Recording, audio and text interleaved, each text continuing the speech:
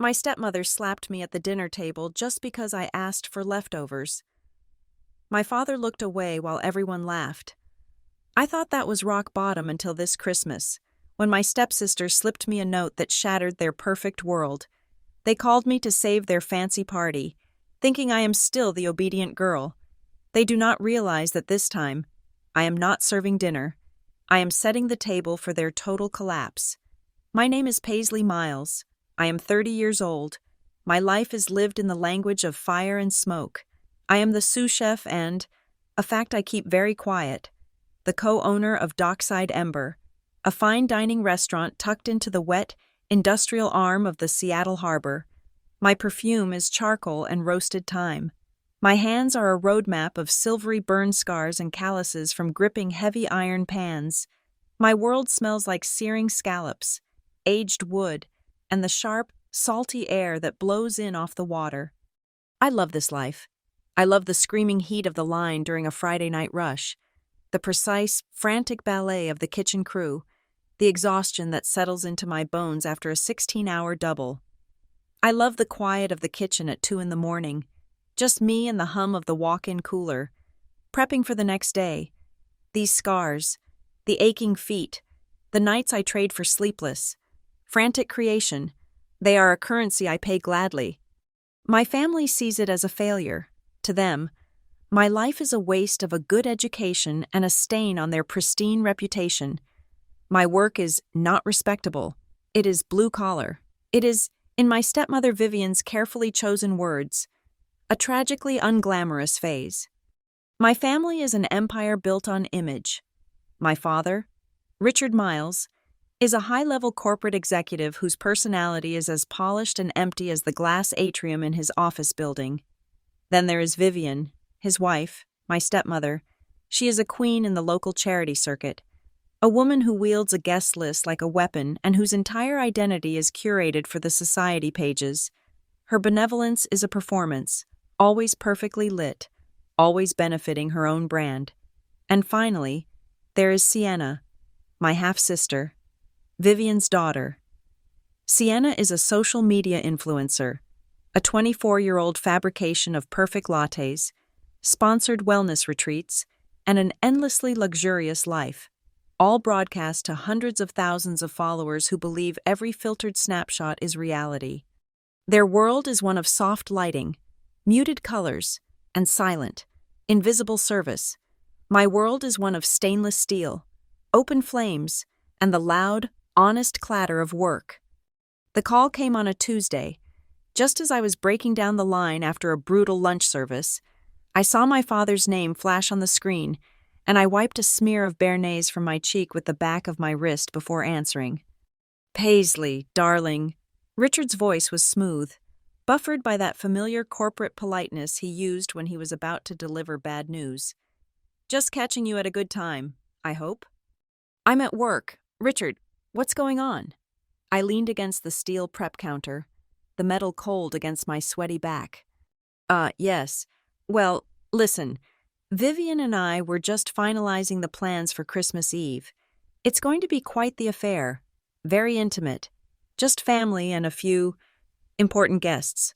We're finally announcing Sienna's engagement. You see, a surprise, really. "Congratulations to her," I said, my voice flat. I already knew. Sienna's feat had been a week-long tease of champagne glasses and artfully concealed diamond rings. Yes, quite. The thing is, Paisley," he cleared his throat, "we've hired a new event planner. The theme is White Christmas Gala. Very specific aesthetic, very high profile. And Vivian is, well, you know how she gets about the photographs." I waited, the silence stretched, filled only by the distant clanging of pots from the dish pit. "She just feels, and I tend to agree, darling, that, well, your presence might be a bit jarring." "Jarring," I repeated.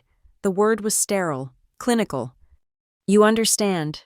Your work, that smoke smell, it clings to everything. And your chef's whites, they're just not festive. Vivian is worried you'll throw off the mood. You know, for the pictures." There it was, the real reason. the one that had defined my place in that family for over a decade.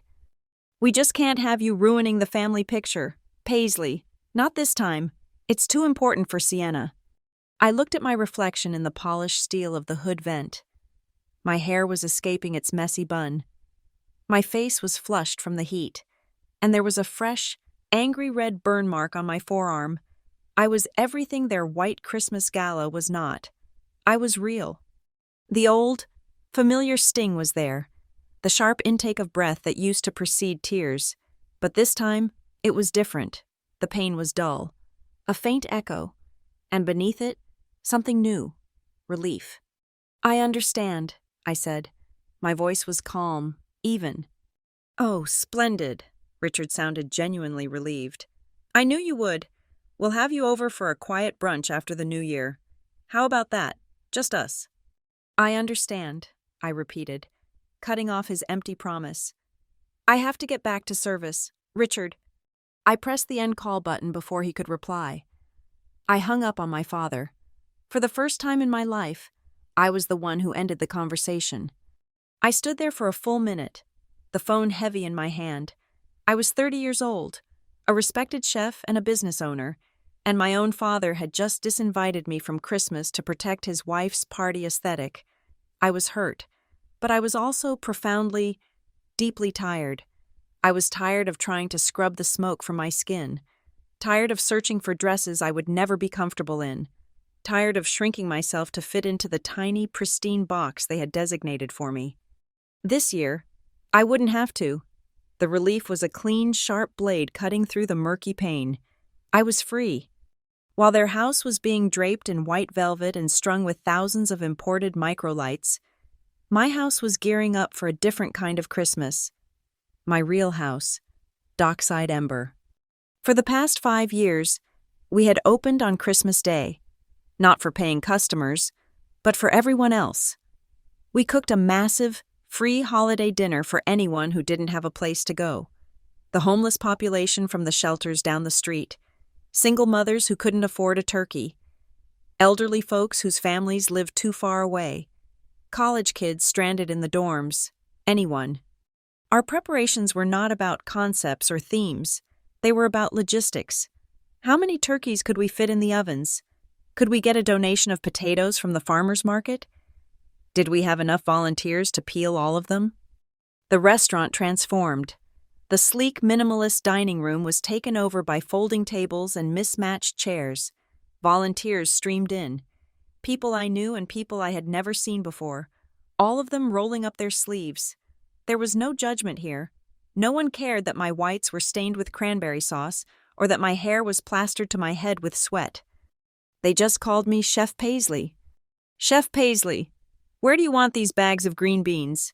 asked an older man named Tom, who I knew slept in his car down by the ferry terminal. "Chef Paisley, the gravy is tasting a little flat. Needs acid?"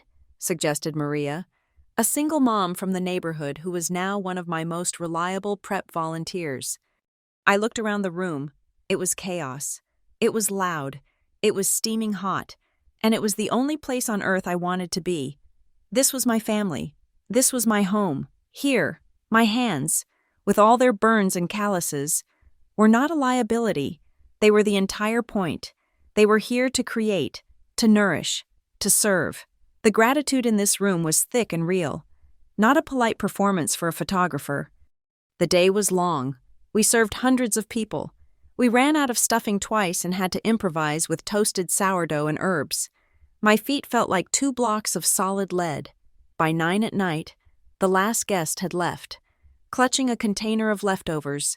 The volunteers were gone, and it was just me and the massive, catastrophic mess of the kitchen.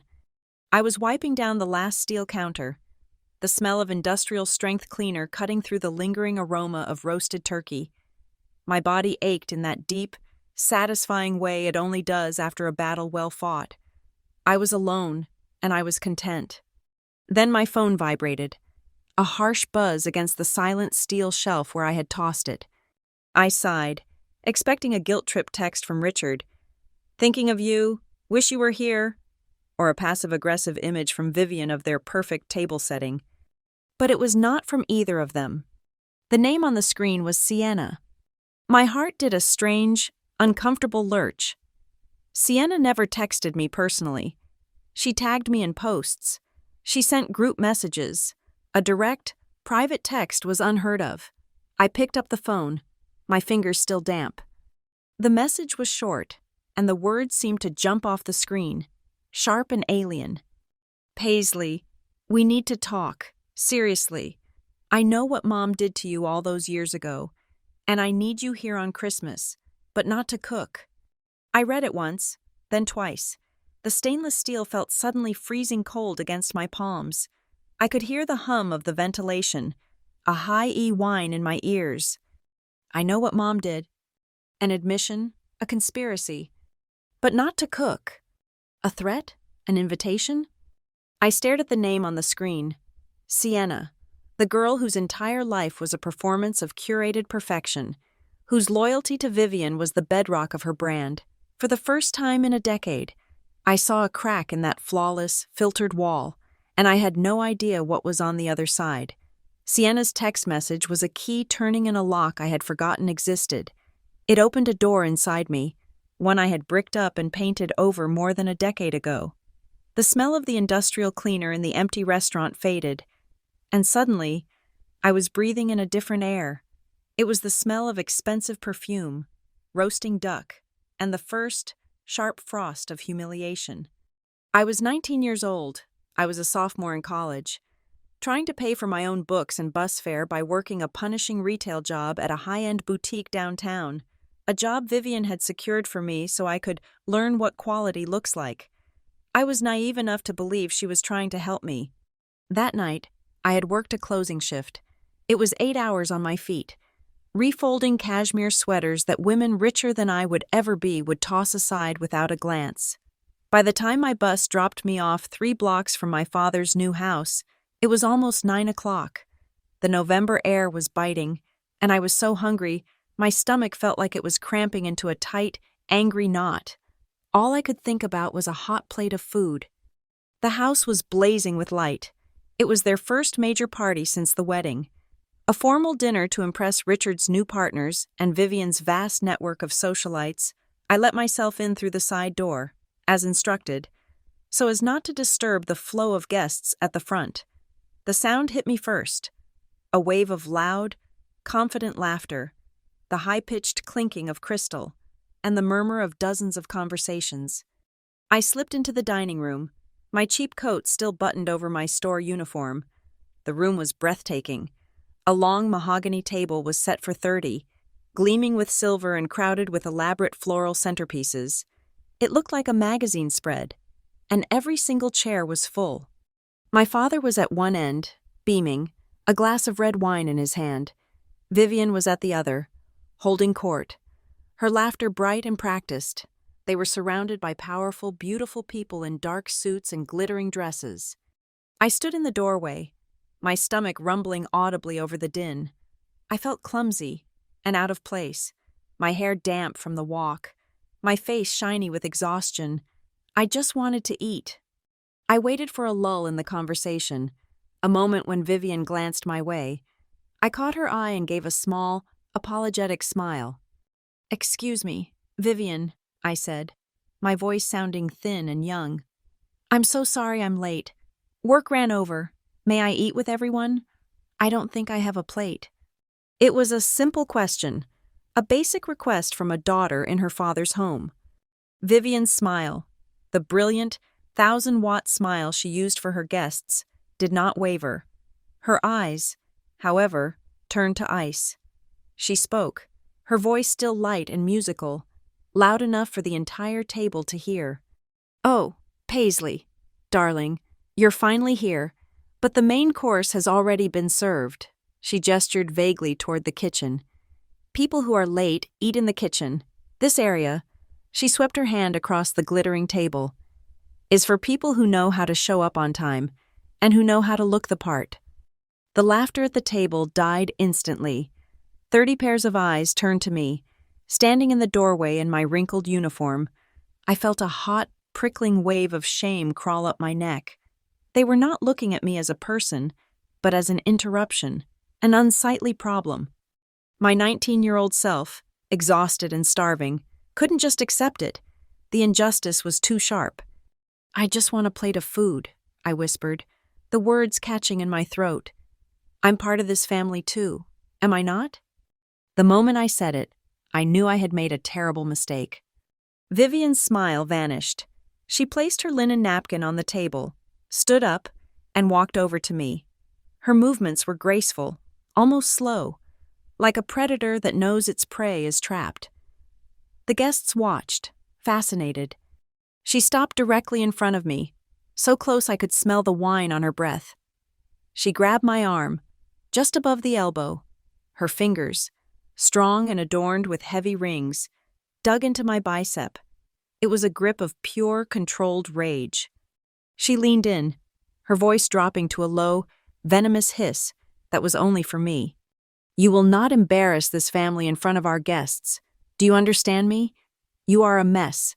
You look like the help." She squeezed harder, her nails biting into my skin.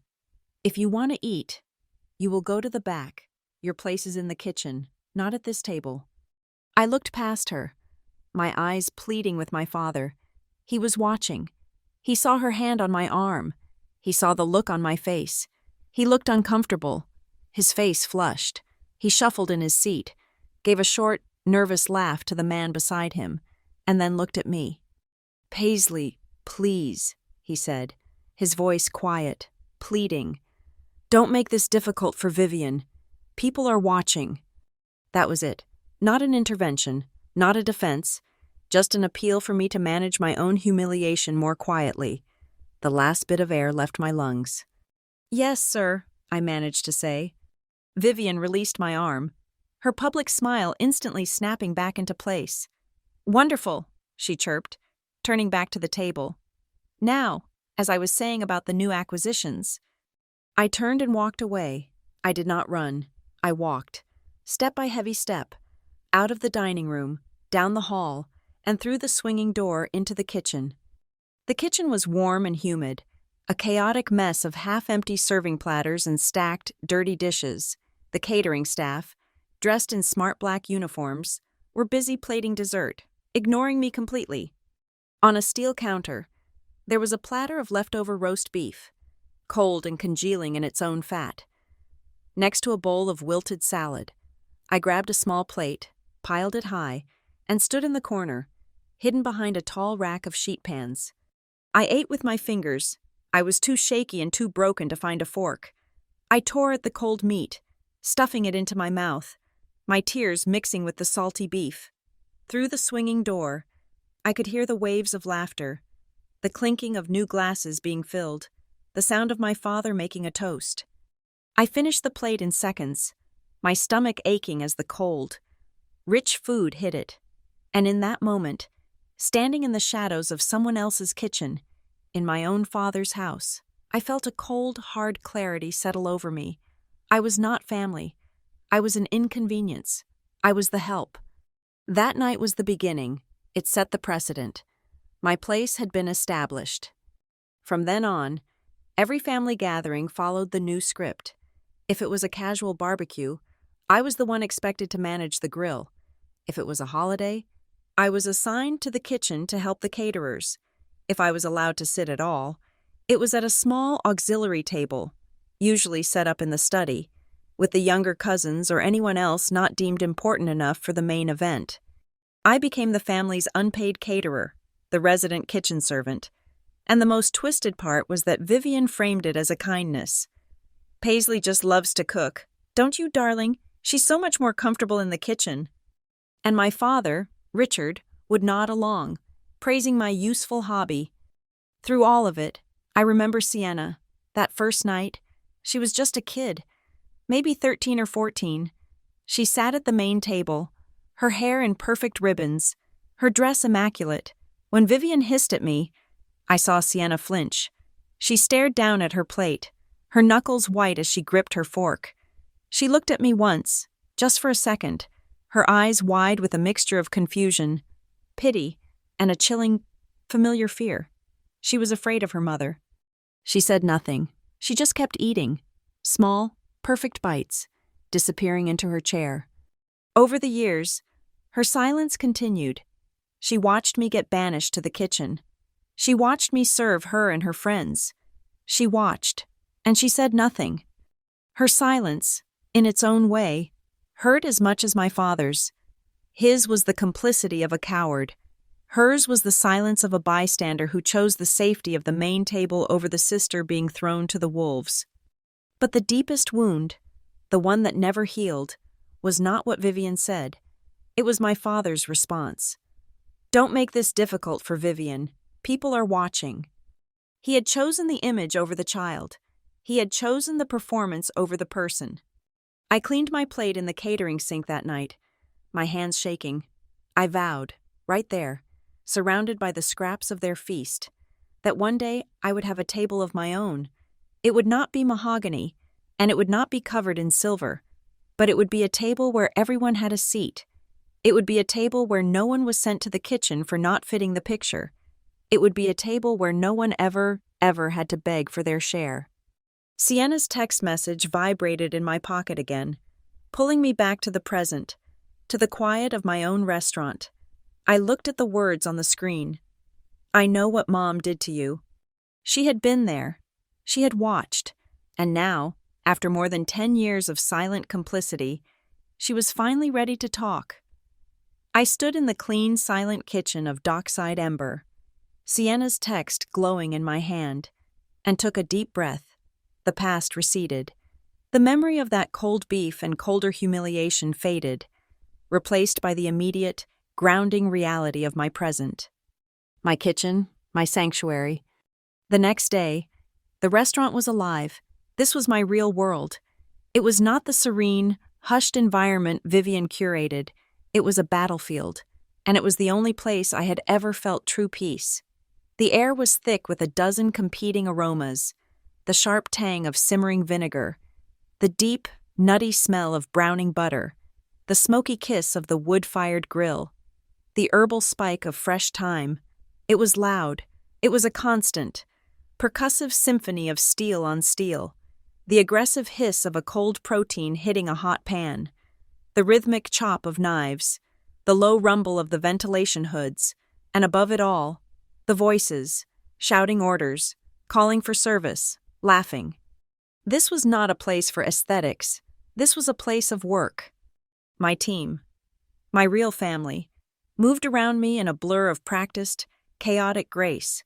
Jalen, my second in command, a big man with a surprisingly delicate touch, was plating a crudo, his tattooed forearms a canvas of concentration.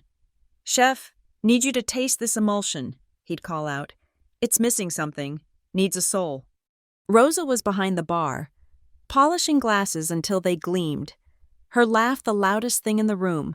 She was the one who kept the front of house from murdering the back of house, a diplomat whose currency was perfectly mixed cocktails and a razor-sharp wit. "Paisley," she'd yell across the pass. "Table 4 says this is the best damn risotto of their life. Don't let it go to your head." And then there were the volunteers from the night before, some of whom had stayed to help prep for our regular dinner service. Tom, who had been sleeping in his car, was now our most reliable potato peeler. Maria, the single mom, was learning to break down chickens with a focus I had only ever seen in seasoned culinary students. They didn't see me as unglamorous or a phase. They saw me as the person who had given them a plate of hot food. And then, more importantly, a knife and a cutting board, a purpose. They called me Chef Paisley, and the name was a shield. My father and Vivian thought I was just an employee here. They imagined me as a glorified line cook, taking orders from a man in a tall white hat. They had no idea. The truth was, I was not just the sous chef. I was the co-owner of Dockside Ember. Alejandro, the brilliant, aging head chef who had started the restaurant, had seen something in me 5 years ago. He saw the 19-year-old girl in my past, the one who ate scraps in the corner, and he saw the woman she had become, the one who would rather build a menu than a public image. 2 years ago, when he wanted to semi-retire, he hadn't sold his shares to a corporate restaurant group. He had given me 30%, structured in a private deal that I paid into with every ounce of sweat I had. "This place is your blood type, Paisley," he had told me, his hands gnarled with arthritis. "You don't just cook, you feed. Never lose that." I had not lost it. I was doubling down on it. I had been working for months on a secret project, a plan that made my hands shake with a mixture of terror and excitement. I was leveraging my shares, working with investors, to open a second location. It wasn't going to be another fine dining temple. It was going to be a hybrid, a casual, accessible restaurant on the ground floor, and a full-scale, professionally equipped community kitchen in the basement, a place that would be permanently dedicated to what we did on Christmas, a place that would train people like Tom and Maria for jobs in the industry. It was my answer to Vivian's charity balls. She used charity to build her image. I was going to use my kitchen to build a community. My financial advisor, Maya, a woman who was as sharp as she was kind, had been helping me with the proposals. We had been reviewing my entire financial portfolio last week, which included the small, tidy trust my mother had left me. "You're sitting on more than just restaurant equity, Paisley," Maya had said, tapping her pen on a thick folder I had never paid much attention to. "Your mother's inheritance. It's tied to your grandmother's estate in ways I think you're going to find very interesting. You have more power than you think, and not just in the kitchen." At the time, the comment had seemed abstract. Now, with Sienna's text sitting on my phone, Maya's words felt like a premonition. Sienna texted again while I was in the walk-in cooler, counting racks of lamb. "Cannot talk at the house. Meet me. 3:00. The coffee pot on Mercer. Please, come alone." The coffee pot. It was a greasy spoon diner, the kind of place with cracked vinyl booths and watery burnt coffee that cost $1.50. It was the least Sienna place in the entire city. No marble counters, no artisanal latte art, no flattering natural light. It was a place you went to be invisible. I found her huddled in a booth in the darkest corner of the diner. She looked small, without her usual armor of perfect makeup, professional lighting, and a curated outfit. She just looked like a tired 24-year-old. Her hair was pulled back in a simple ponytail, and she was wearing a gray sweatshirt, the kind of thing she would never, ever wear on her Instagram feed. She was anxiously shredding a paper napkin, a full cup of coffee untouched in front of her. "Thanks for coming," she said, her voice low. She didn't meet my eyes. "You said you knew what Vivian did," I said, sliding into the booth. I didn't have time for pleasantries. Sienna flinched. "I did. I do. I saw it." She finally looked up, and her eyes were bright with unshed tears. "I was a kid. Paisley. I was sitting right there. I saw her grab you. I heard what she said, and what Dad said." I just stared at her. "You never said anything." "I was terrified," she whispered. "You think she was bad to you? She's my mother. I lived with that, every day. My entire life has been a performance for her." She gestured around the grimy diner. "This is the first time in, maybe ever, I've been somewhere without calculating the content potential. Do you know what that's like? To have every meal, every vacation, every single conversation staged? I'm so tired, Paisley. I am so tired of being her perfect daughter brand." She took a shaky sip of her coffee and grimaced. She did it to me, too. You know," Sienna said, her voice dropping even lower. "The food thing." I frowned. "What are you talking about? You were the star at the table." "As long as I fit the brand," she said with a bitter little laugh.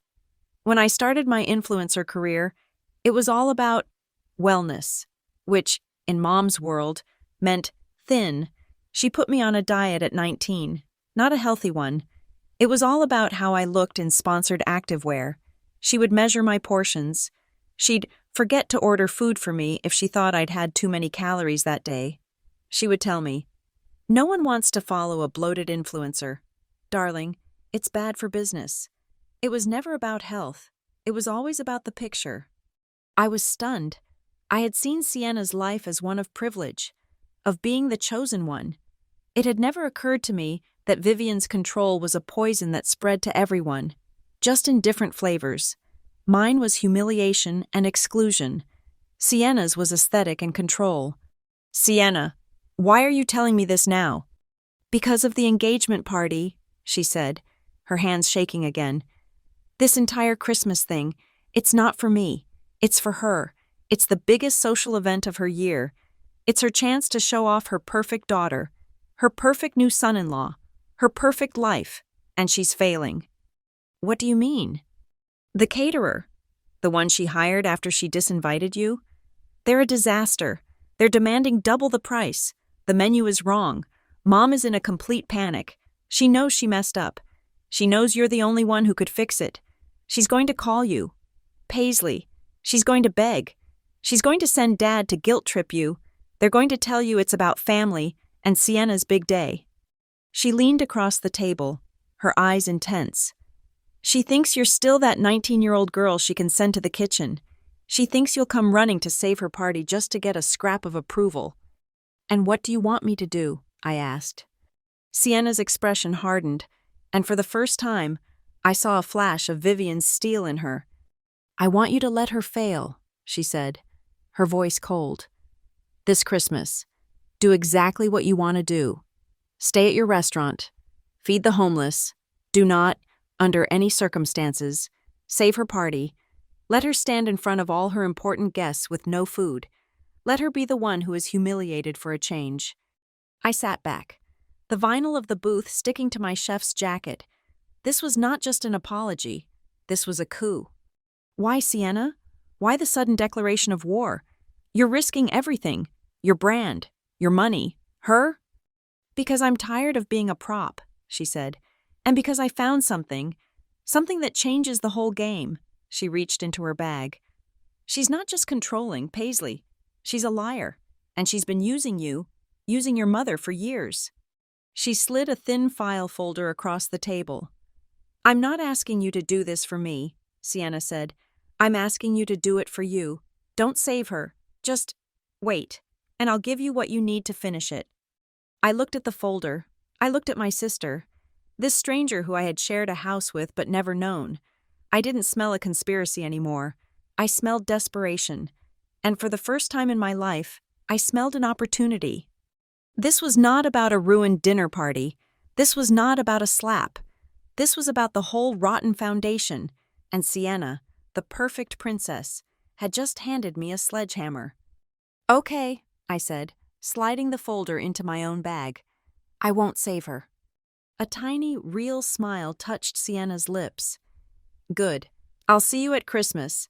Then, one way or another." She stood up, put on her sunglasses, and walked out of the diner, leaving me with the cold coffee, the check, and a folder full of ammunition.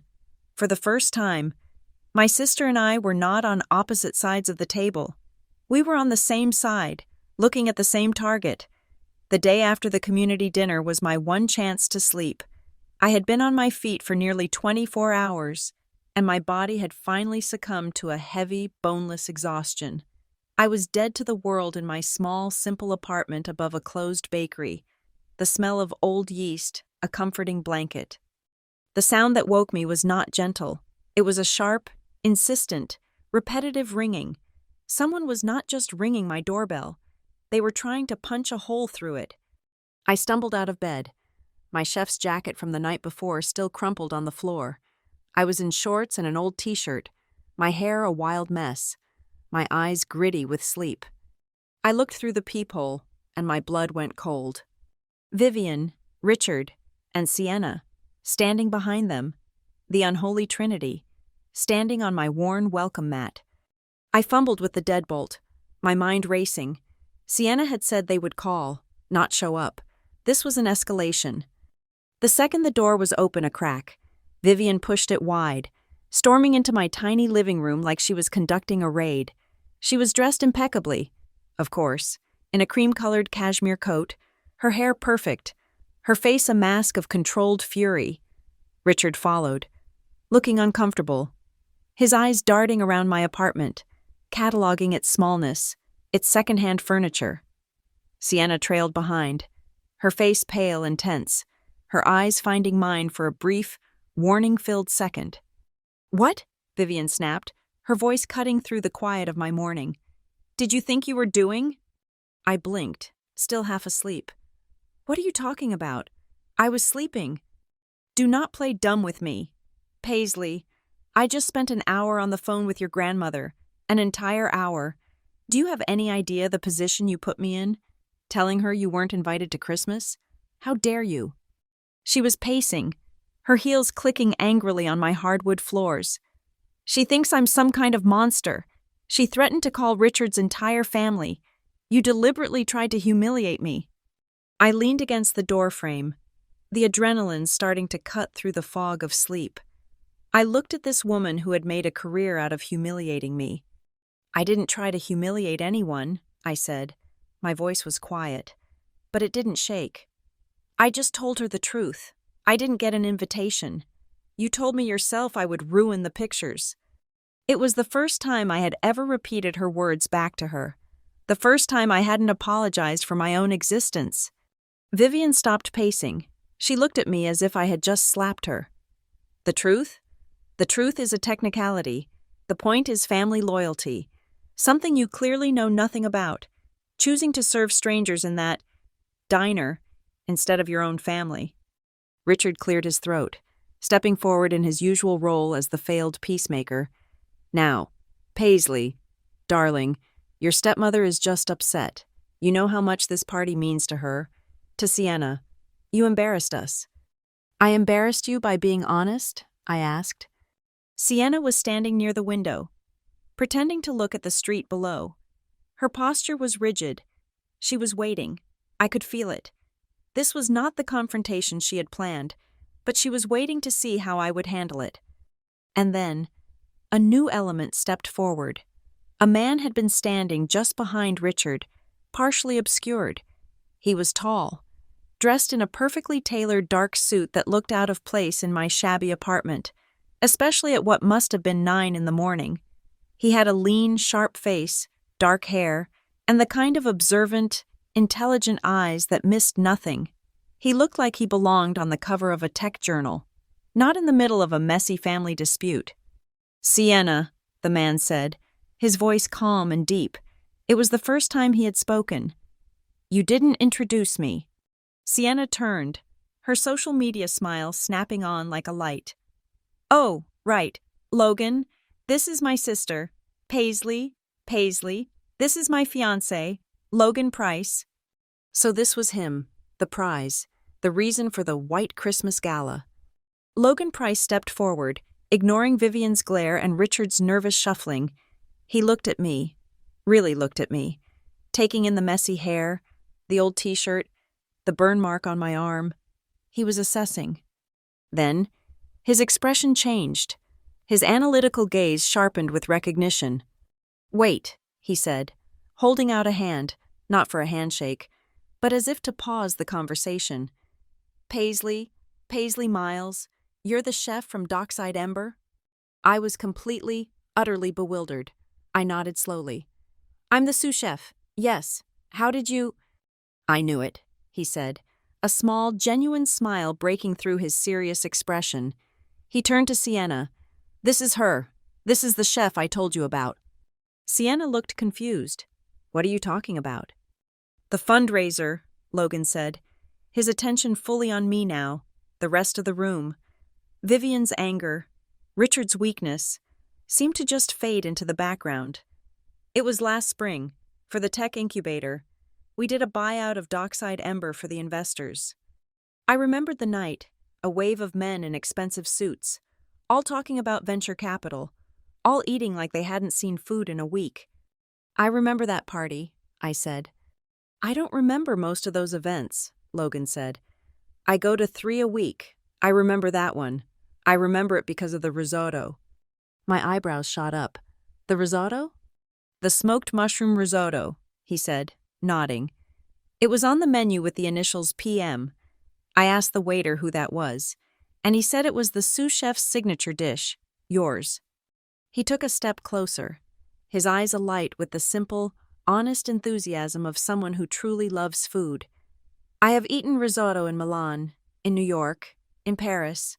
I dream about that risotto, the way you balance the smoke with the acid, the richness of the cheese without it being heavy. It was, he searched for the word. It was perfect. It's my baseline now. It's the standard I judge every other fine dining restaurant against. The silence that fell in the room was absolute. It was so thick I could feel it pressing on my skin. Richard was staring. Sienna's jaw was slightly open. And Vivian? Vivian looked like she had just swallowed poison. She let out a short, forced laugh. It was a brittle, ugly sound. "Oh, Logan, don't be so dramatic.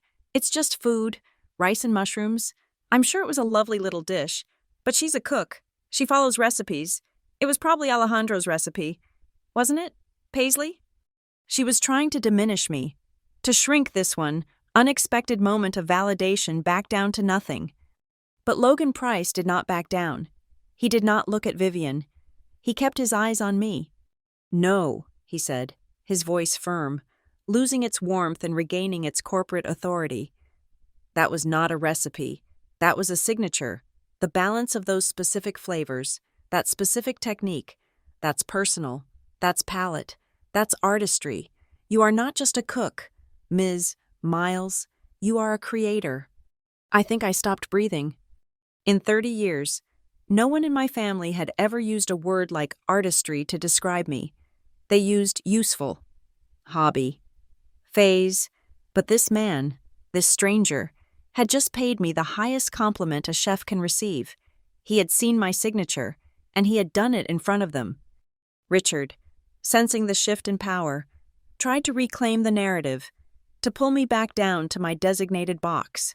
He clapped his hands together in a show of false bonhomie.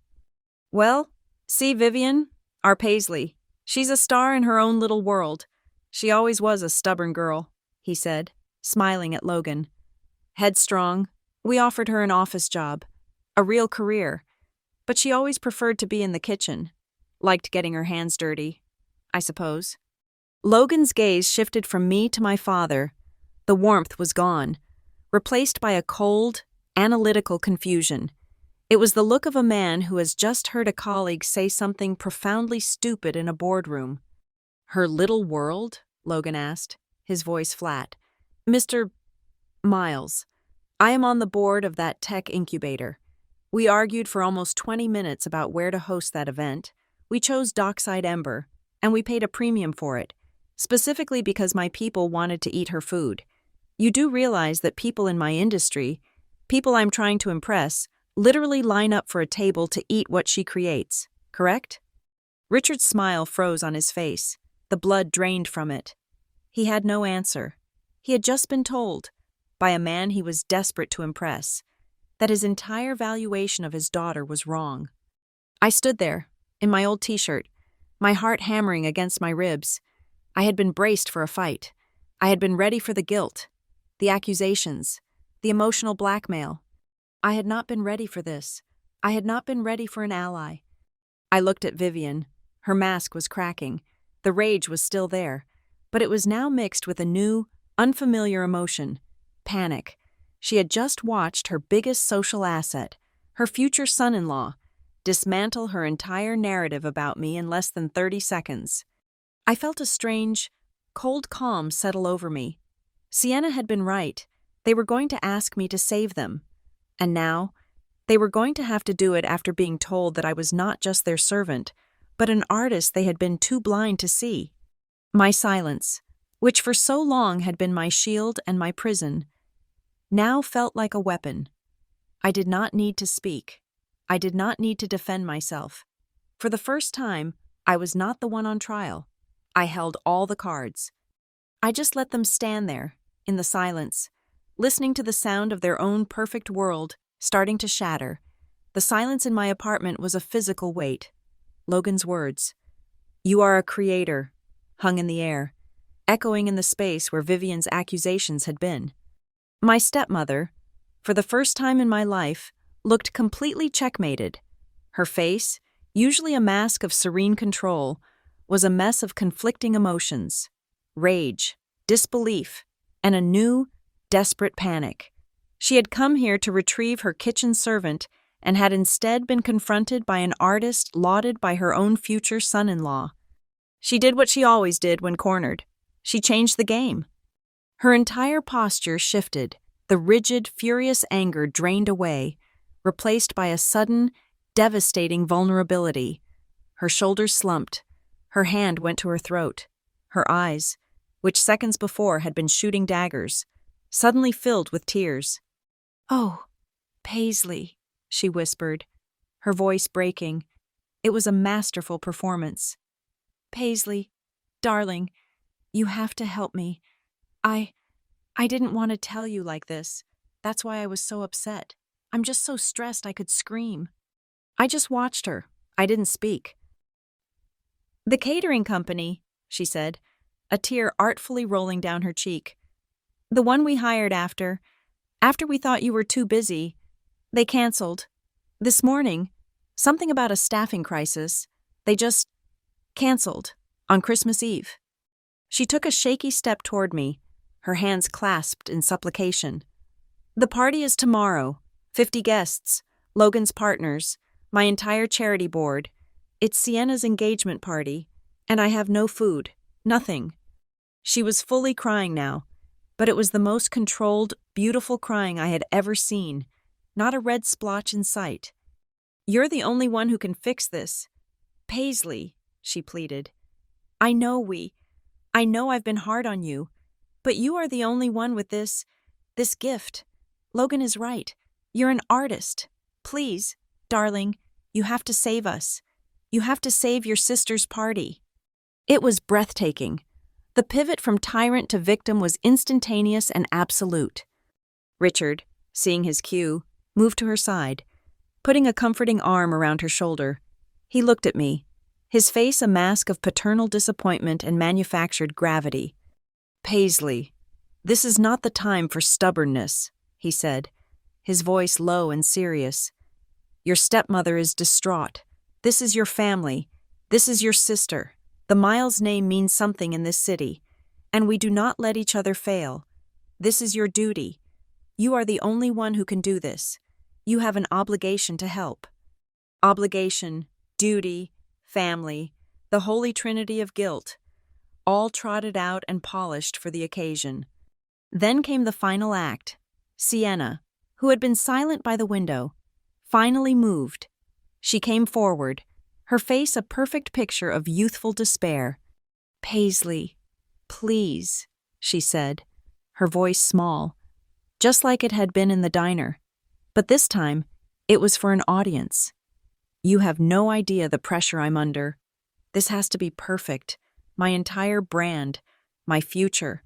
It's all tied to this. All the influencers, the media. They're all coming to see the dream dinner. If there's no dinner..." She wrung her hands. "Mom is right. Please, Paisley, you're the only one who can save it." I looked at her. I watched her performance. She was good. She was very good. She was every bit her mother's daughter. But as she spoke, her eyes met mine, and deep within the practiced panic, I saw something else. It was not fear. It was not glee. It was a cold, sharp, impatient waiting. She was holding her breath. She was not begging me to save the party. She was waiting to see what move I would make on the board. She had given me the hammer. Now she was waiting to see if I would swing it. The three of them stood there, a perfect tableau of desperation. All their hopes, all their social anxieties, all their expectations, bearing down on me. The 19-year-old girl who ate cold beef in the kitchen would have buckled. She would have been so grateful to be needed that she would have agreed in a heartbeat. But I was not her. I let the silence stretch. Just a few seconds longer. I let them marinate in their panic. Then, I took a slow breath and nodded. "Okay," I said. My voice was flat, empty. "Leave it to me." The collective sigh of relief in the room was so loud it was almost comical. Vivian surged forward and grasped my hands, her own suddenly warm and strong again. "Oh, Paisley, thank you. I knew we could count on you. I knew it. You are a lifesaver, a true miracle worker." Richard clapped me on the shoulder. "Atta girl. Paisley, That's the spirit. Knew you wouldn't let your old dad down. Sienna just gave me a small, shaky smile, the mask of the relieved sister sliding perfectly into place. They were so relieved, so blinded by their own narrative, that they mistook my calm for submission. They heard, "Leave it to me," as "I surrender." They did not hear what I was really saying. Logan had not moved. He was still watching me, his brow furrowed, his expression unreadable. He had seen the humiliation, and now he was seeing the immediate capitulation. He looked disappointed. As they all bustled toward the door, giddy with their victory, Vivian rattling off lists of ingredients and Richard talking about timing, Logan hung back. He waited until the other three were in the hallway, their voices already fading. He looked at me, his voice low. "Are you sure about this? After the way after everything? They're treating you unfairly, Ms. Miles. You don't owe them this." I met his gaze. This man who had seen my signature in a bowl of rice, this stranger who had validated my entire professional life in 30 seconds. A tiny cold smile touched my lips. "I know what I'm doing," I said, just as quietly. His frown deepened, but he also saw the look in my eyes. It was not the look of a victim. He nodded slowly. "All right, but that risotto, it really was something." "Thanks," I said. "I'll see you at Christmas." He turned and left. I closed the door, locked the deadbolt, and leaned against it, my apartment suddenly, blessedly silent. I stood there for a full minute, then I walked to the kitchen, grabbed a bottle of water, and sat at my small table. I did not pull out a notepad. I did not make a grocery list. I did not call my suppliers. I picked up my phone. I scrolled past Sienna's number. I scrolled past Richard's. I found the name I was looking for. Maya. She picked up on the second ring. "Paisley, everything okay? You sound calm, too calm." "Hi, Maya," I said. "It's time. I want you to pull that folder. The one from my grandmother." There was a sharp intake of breath on the other end of the line. "Oh," she said. "Okay, it's go time. Then, are you sure? Once we pull this pin, the grenade goes off." "I'm sure," I said. "I want you to send a copy of the primary beneficiary clause and the behavioral covenant to their lawyer, immediately, and I want you to schedule a meeting with the trustees for the day after Christmas." "Consider it done," Maya said, her voice all business. "What's the precipitating event?" "Vivian just came here to demand I cater a 50-person engagement party for tomorrow, after explicitly disinviting me to protect the pictures. I'd say that's a fairly clear breach of covenant, wouldn't you?" Maya let out a low whistle. "She's not just in breach. She's gift-wrapped the evidence for us. Okay, Paisley, I'll get the letters out." I hung up and looked at the file Sienna had given me, which I had tucked away. I didn't need to open it yet. Maya's folder was the first volley. The folder, the one I had ignored for years, my maternal grandmother, a woman I barely remembered, a quiet, stern woman who loved her gardens, had apparently been far more shrewd than anyone in the family understood. When she died, she had left her entire, considerable estate in a complex trust. My mother, her only child, had been the primary beneficiary. When my mother died, that position fell to me. But the trust was complex. It held property, stocks, and several shell companies that managed various assets. Richard, in his grief and financial confusion after my mother's death, had allowed Vivian's lawyers to manage the interface with the trust. And for over a decade, Vivian had been living on its proceeds.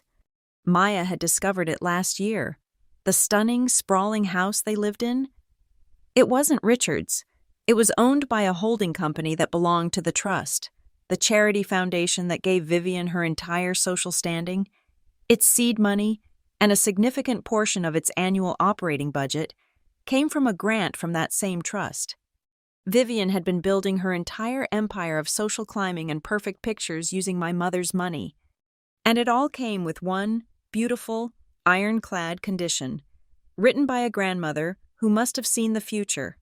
the trustees, at the request of the primary beneficiary, me, were empowered to review and revoke access to all assets and funds if the beneficiary's stepfamily, specifically Vivian Miles, was found to be acting in a manner detrimental to the beneficiary's well-being, including but not limited to social exclusion, emotional distress, or financial manipulation.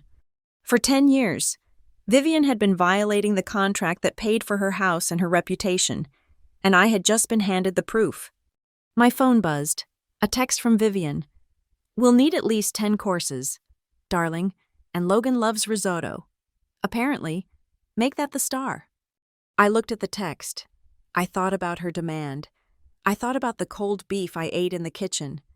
I had a new plan. It had 2 parts. 1, I was not going to cook a single thing for her party. I was going to let her, and my father, and all their important guests, sit at that perfect white table and stare at the empty plates. I would let the panic build. I would let the humiliation become absolute. 2, at the height of her vulnerability, when she was weakest, when her social reputation was shattering, I would have Maya's letter delivered. I would not just take away her party, I would take away her house, her foundation, and her entire identity. I was not just going to pull the rug out from under her, I was going to pull the entire floor. I stood up, showered, and got dressed. I put on my chef's whites. I tied back my hair. I walked to Dockside Ember.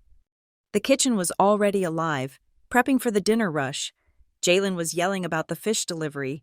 Rosa was testing a new cocktail. The air smelled like smoke and thyme. I grabbed my knife. It felt cool and perfectly balanced in my hand. I pulled a case of onions toward me. I began to chop. The rhythmic thud-thud-thud of the blade on the board was steady. It was calm. It was not the frantic work of a woman rushing to save a party. It was the steady, patient, methodical sound of a clock ticking down.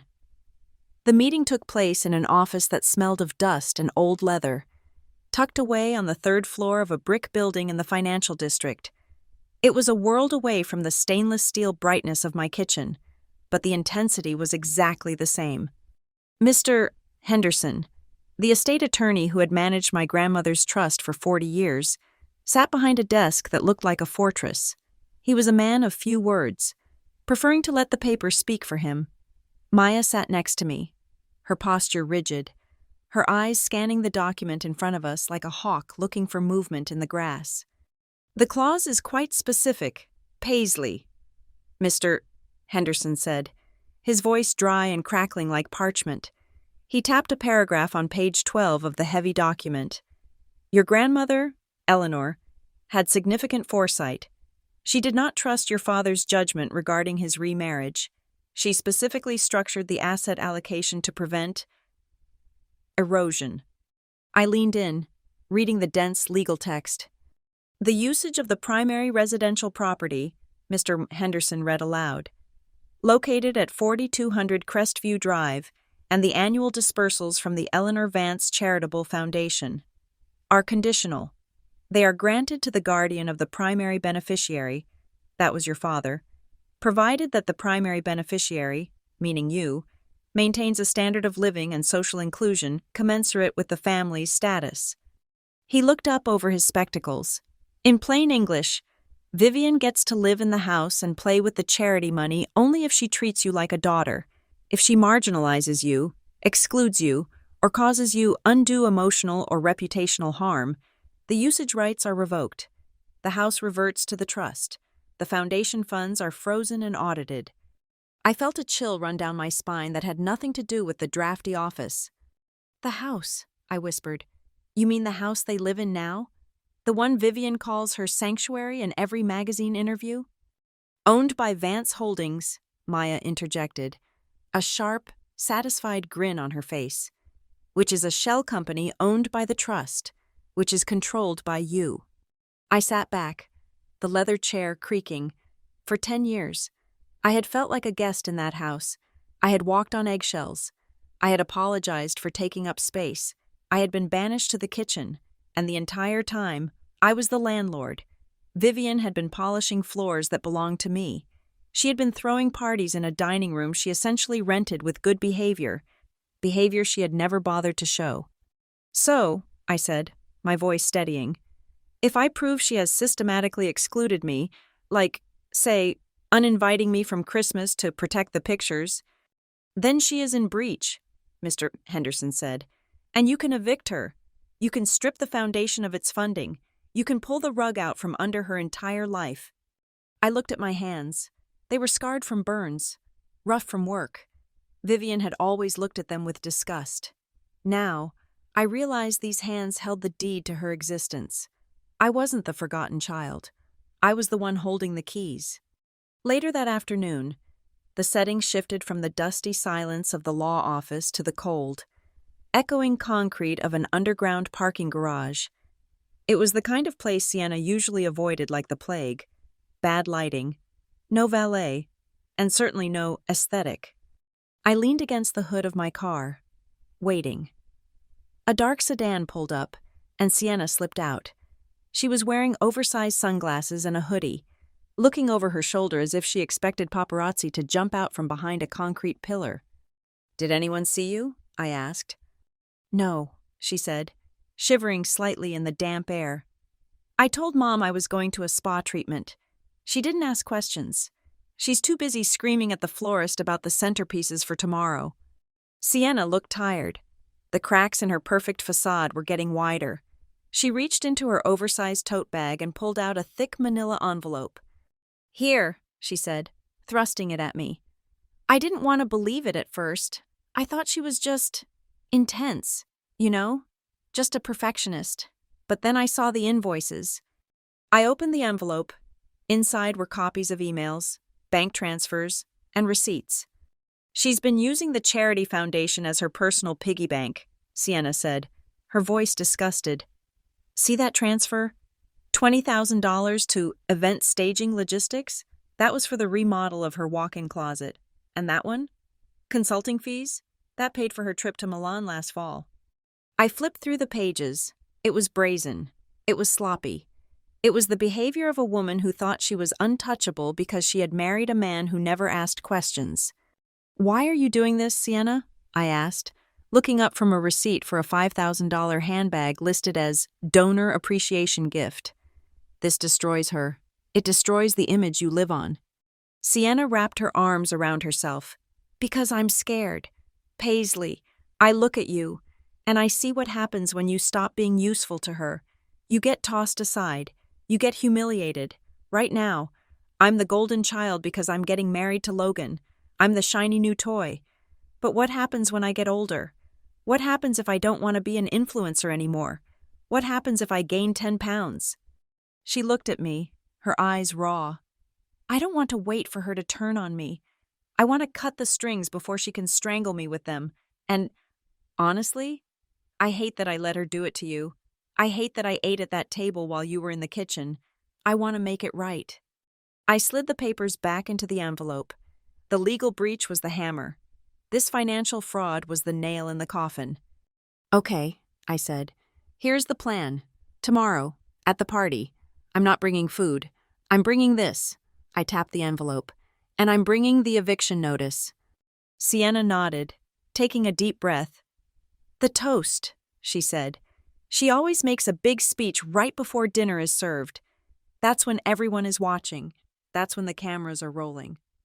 "That's when I'll do it," I said. "I'll help you," Sienna said. "I'm going to write a note. I'll slip it to you right before she starts speaking. It'll be the signal. And there's one more thing, a detail about the foundation she doesn't know I know. I'll put it in the note. When you read it, she won't be able to deny anything." We stood there for a moment, two sisters in a dark parking garage, plotting the demolition of our own house. It was a strange, cold kind of bonding, but it was the most honest moment we had ever shared. "See you at the party," Sienna said. She got back into her car and drove away, leaving me standing in the exhaust fumes, holding the evidence that would end Vivian's reign. I went straight from the parking garage to Dockside Ember. I needed the noise. I needed the heat. I needed to remember who I was before I walked into the lion's den. The kitchen was already in full swing for the dinner service. I changed into my whites, tying my apron tight. The familiar weight of the fabric was grounding. I took my station at the pass, checking plates as they came off the line. "Lamb is perfect. Jalen," I called out, wiping the rim of a plate. More acidity on the garnish for the scallop. I moved with the rhythm of the service. Chop, sear, plate, wipe. Every movement was precise. Every decision was final. I felt powerful here. In Vivian's house, I was a child. I was a nuisance. Here, I was the commander. I looked at the flames licking up the side of the grill and thought about the party tomorrow. I wasn't going there to serve. I was going there to burn it down. Around 8 o'clock, the energy in the dining room shifted. I looked up through the open kitchen window and saw him. Logan Price. He was sitting alone at the end of the bar. He wasn't looking at his phone. He wasn't looking at the menu. He was watching me. I finished expediting a rush of orders and wiped my hands on a towel. I walked out to the bar. "Mr. Price," I said, "you're risking a lot being seen here. Vivian would say you're consorting with the enemy." Logan swirled the amber liquid in his glass. He looked tired, the lines around his eyes deeper than they had been in my apartment. "Vivian says a lot of things," he said. "I wanted to see it for myself. The little world your father talked about." He gestured around the room. It was packed. The energy was electric. People were laughing, eating, closing their eyes to savor flavors. It was warm and alive in a way Vivian's parties never were. "It's impressive, Paisley," he said, using my first name without the formality. "The efficiency, the quality. I watched you on the line for 20 minutes. You run this place like a symphony." "I love it," I said simply. "It's honest work." He took a sip of his drink. "Honest. That's a rare commodity in my world. And in your family's world." He looked at me directly. "I meant what I said yesterday, about your talent, but watching you tonight, I see something else. You have a mind for systems, for scale." He reached into his jacket pocket and pulled out a simple black business card. He slid it across the polished wood of the bar. "I know you have plans," he said. "Chefs like you always do. A second location, a community project, whatever it is. If you ever decide you need capital, real capital, not charity, you call me first, before you go to a bank, before you go to anyone else." I looked at the card. It was heavy, expensive stock. "Why?" I asked. "You're marrying my sister. You're about to be part of the family that thinks I'm a failure." Logan gave a short, dry laugh. "Let's just say I bet on founders, not families. And I have a feeling that by tomorrow night, the definition of failure in the Miles family is going to look very different." He knew. He didn't know the details. He didn't know about the trust or the embezzlement, but he knew something was coming. He was a man who analyzed risk for a living, and he had looked at Vivian and Richard and seen a crash coming. He was looking at me and seeing a blue-chip stock. "Thank you, Logan," I said, sliding the card into my pocket. "Good luck tomorrow," he said. He finished his drink, stood up, and walked out into the night. I went back to the kitchen. I picked up my knife. The weight of it was familiar, comforting, but tonight I felt something new. I had the legal documents, I had the financial evidence, I had the sister who was ready to turn witness, and now I had the validation of the one person Vivian was desperate to impress. For the first time in my life, the pieces were not scattered. They were aligned. I wasn't just a girl with a grudge anymore. I was an owner. I was a landlord. I was a creator. And tomorrow, I was going to serve the coldest dish of all. Christmas Day broke cold and bright, the kind of sharp, icy morning that looks beautiful through a window but bites if you step outside. For my family, this was the day of the White Christmas Gala. For me, it was the busiest service of the year. At 6 a.m, I was already at Dockside Ember. The kitchen was a sanctuary of warmth. The ovens had been running for hours, filling the air with the deep, savory aroma of roasting turkeys, sage, and caramelized onions. We were not prepping foam or edible gold leaf. We were prepping comfort. We had 300 pounds of mashed potatoes, gallons of gravy, and enough cranberry sauce to paint the entire dining room red. My phone was buzzing in my pocket. I pulled it out once, just to silence it. The screen lit up with a notification from Instagram. It was Vivian. She had posted a photo of the dining room at the Crestview house. It looked like a scene from a bridal magazine. White velvet tablecloths, crystal candelabras dripping with pearls, and a towering centerpiece of white roses and frosted branches. The caption read, "The calm before the magic, waiting for our intimate 10-course feast prepared by our own private family chef. So blessed to have talent in the blood. Miles' Christmas engagement family first chef life." I stared at the screen. Our own private family chef. She didn't tag me. She never tagged me. She wanted the credit for taming the rebellious daughter, for bringing the blue-collar cook to heel. But she didn't want a link to my actual profile, which was full of pictures of raw fish and charcoal.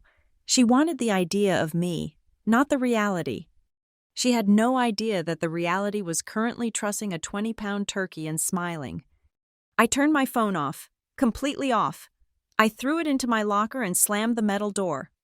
"Chef," Jalen called out from the prep station. "The glazing station is ready for the hams, and the first wave of volunteers is here." "Let's go," I said, clapping my hands. "Doors open in 1 hour. These people are hungry. Let's feed them." While I was basting turkeys with rosemary butter across the city, the scene at my father's house was, as Sienna later described it to me, a masterclass in delusion. Vivian was floating through the house in a silver silk gown that cost more than my first car. She was directing the staff she had hired for service, waiters who were there to carry plates, not cook them. She was adjusting the lighting, moving forks a millimeter to the left, and checking her reflection in every available surface. Richard was in his element. He was standing by the fireplace in his tuxedo, a tumbler of scotch in hand, greeting the early arrivals, mostly aunts and uncles who had flown in for the engagement. "Oh, yes," I imagine him saying, puffing out his chest. "Paisley is handling the menu entirely. Finally grew up. That girl. Realized that family comes before that little restaurant of hers. It's the least she could do, really, after all we've done for her." He was selling the narrative hard. He needed them to believe that we were a cohesive, happy unit. He needed to believe it himself. It was easier than admitting he had bullied his daughter into submission. Sienna was there, too. She was wearing the dress Vivian had picked out for her, a stiff, white structural piece that made her look like a statue. She stood by the window, watching the driveway. Her hands were shaking slightly, so she kept them clasped behind her back. In her pocket, folded into a tiny square, was the note she had written that morning. It was burning a hole through the silk of her dress. She checked her watch. 1 o'clock, guests would start arriving in force at 2. Dinner was scheduled for 4. And the kitchen at the mansion was empty. Vivian had hired a backup catering service 2 days ago, just in case I decided to be difficult about the prep work. It was a small, desperate company she had found online. They were supposed to arrive at 10 in the morning to start prepping the canapes and setting up the staging area. But at 1:15, Vivian's phone rang. I wasn't there, but I know exactly what happened, because the owner of that catering company had called me 3 days ago, begging to rent my commercial kitchen for prep space because their facility had a power outage. I had politely, but firmly, told them that Dockside Ember was fully booked for a charity event and could not accommodate outside vendors. So, when their van broke down on the highway with no prepped food and no way to get to the mansion in time to cook from scratch, they had no backup plan. Sienna watched from the hallway as Vivian took the call. She saw the color drain from her mother's face. She saw the phone slip slightly in her perfectly manicured hand. "What do you mean you're stuck?" Vivian hissed, turning her back to the room so the guests wouldn't see her panic. "Send another van. Take an Uber. I have 50 people arriving in 45 minutes. There was a pause. Vivian listened. Then she slammed the phone down on the marble console table so hard it cracked the screen protector. "Useless," she muttered. "Absolutely useless." She turned to Richard, her eyes wide and wild. "The backup team is delayed. Traffic. They might be late with the appetizers." Richard waved a hand dismissively. "Don't worry, darling. Paisley is the main event. As long as she gets here by 3 to start the main courses, we're fine. Where is she, by the way? She should be here." "She's on her way," Vivian said quickly. "I texted her the timeline. She knows. She's probably just loading the car. You know how much equipment she has." She didn't tell him that I hadn't replied to a single text in 24 hours. She didn't tell him that my phone was going straight to voicemail. She just smoothed her dress, forced a smile onto her face, and walked back into the living room to welcome the mayor's wife. At 2 o'clock, the doors of Dockside Ember swung open. It wasn't the polite, hushed entry of a gala. It was a flood. People streamed in, families with small children bundled in mismatched coats, older men with weathered faces pushing shopping carts they left by the door, teenagers with hoodies pulled low. The smell of the food hit them first, and I saw shoulders drop, tension release. It smelled like home. "Merry Christmas!" Rosa shouted from the bar, where she was pouring hot apple cider and non-alcoholic eggnog. I stood at the pass, watching the dining room fill up. We didn't have white velvet. We had butcher paper on the tables so the kids could draw with crayons. We didn't have crystal. We had sturdy ceramic plates that held heat. "Table 6 needs 3 turkey dinners and 1 vegetarian," a volunteer server called out. "Heard," I shouted back. "Plating now." I ladled gravy over a mound of steaming potatoes. I placed a thick slice of roast turkey next to it. I added a scoop of stuffing that was crisp on top and soft in the middle. It wasn't a deconstructed turkey foam. It was food. It was fuel. It was love. I looked out into the dining room and saw a man I recognized from the shelter down the street. He was eating with his eyes closed. He looked peaceful.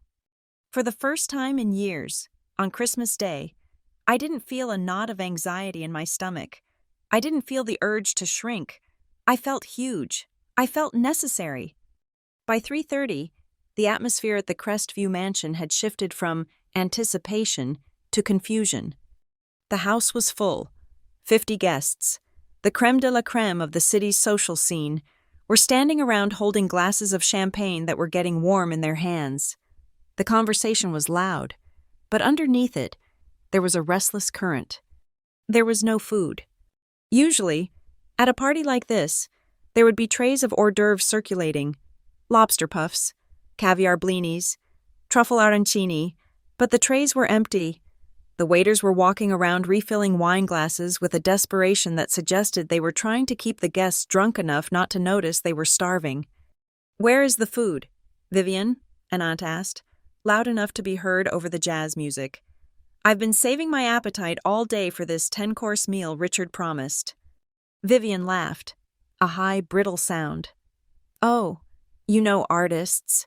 Paisley is such a perfectionist. She insisted on prepping everything fresh on site. She's just caught in a bit of holiday traffic. She'll be here any minute." She looked at Richard. Richard looked at his watch. He was starting to sweat. "I'll just give her a call," he said, stepping into the hallway. He called me, straight to voicemail. He called again, voicemail. He texted, "Paisley, where the hell are you? Guests are waiting. This isn't funny." Inside the living room, Logan Price sat in a wingback chair in the corner. He wasn't drinking. He was watching. He watched Vivian check her phone every 30 seconds. He watched the way her smile twitched at the corners. He watched Richard come back into the room, looking paler than before, whispering something urgent into Vivian's ear. Logan checked his own phone. He opened Instagram. He didn't look at Vivian's feed. He searched for a location tag. Dockside Ember. There were dozens of new posts, volunteers posting selfies, guests posting pictures of their plates, and in the background of a video posted by one of the volunteers, he saw me. I was laughing. I was wearing a stained apron. I was holding a tray of pumpkin pie. I was clearly not in a car on my way to the mansion. I was exactly where I wanted to be. Logan put his phone away. He didn't say a word. He just sat back and watched the house of cards begin to sway. By 4:15, The hunger was real. The guests were getting tipsy on empty stomachs, and the politeness was wearing thin. "Is there even any bread?" someone grumbled near the fireplace. "I heard the chef is her stepdaughter," another voice whispered. "The one they never talk about." "I heard she's actually at her restaurant right now," a younger cousin said, looking at her phone. "My friend is volunteering there. She just posted a picture of Paisley serving turkey to a homeless guy." The rumor ripped through the room like a grease fire. "She's not coming. She's cooking for the homeless. She chose them over us." Vivian felt the shift in the room. She saw the whispers. She saw the phones coming out. She was losing control of the narrative. "Everyone," she announced, clapping her hands for attention. Her voice was too loud, too bright. "Why don't we all move to the dining room? I'm sure the van is just pulling into the driveway now. Let's get seated so we're ready for the grand entrance." It was a desperate move. She was herding them to the table, hoping that by the time they sat down, a miracle would occur. Sienna walked to the dining room with the rest of them. She sat at her place of honor, next to Logan. She looked at the empty white plate in front of her. It was bone china, rimmed in platinum. It was cold. "She's not coming, is she?" Logan asked quietly, leaning in. Sienna looked at him. "No, she's not." "Good," Logan said. Sienna reached into her pocket and touched the paper. Her heart was hammering against her ribs. She knew what she had to do. "Richard," Vivian hissed from the head of the table. "Go outside. Drag her in here if you have to. Call the police. I don't care. Get food on this table." "I'm trying, Vivian," Richard snapped, his facade cracking. "She's not answering." The guests sat in awkward silence. The candlelight flickered on the empty plates. 50 people, dressed in their finest, waiting for a dinner that didn't exist. And then, finally, the sound of a car engine in the driveway. Vivian let out a sob of relief. "There, I told you, she's here." She stood up, throwing her arms open as if to embrace the savior. "Everyone, please welcome our chef, my daughter, Paisley." The front door opened. But it wasn't a catering van. It wasn't a team of waiters with trays. It was just me. I walked into the dining room. I was still wearing my chef's whites from the restaurant. They were stained with gravy and cranberry sauce. My hair was messy. I smelled like wood smoke and roasted meat. I wasn't carrying a tray. I wasn't carrying a pot. I was carrying a single, thick manila envelope. I stopped in the doorway. The silence in the room was absolute. 50 pairs of eyes stared at me. Vivian's smile froze, then slowly, horrifically, began to slide off her face. "Paisley?" she faltered. Where is the food?" I looked at the table, the perfect, pristine, empty table. I looked at the guests, hungry and confused. I looked at Richard, sweating in his tuxedo. I looked at Logan, who gave me a nearly imperceptible nod.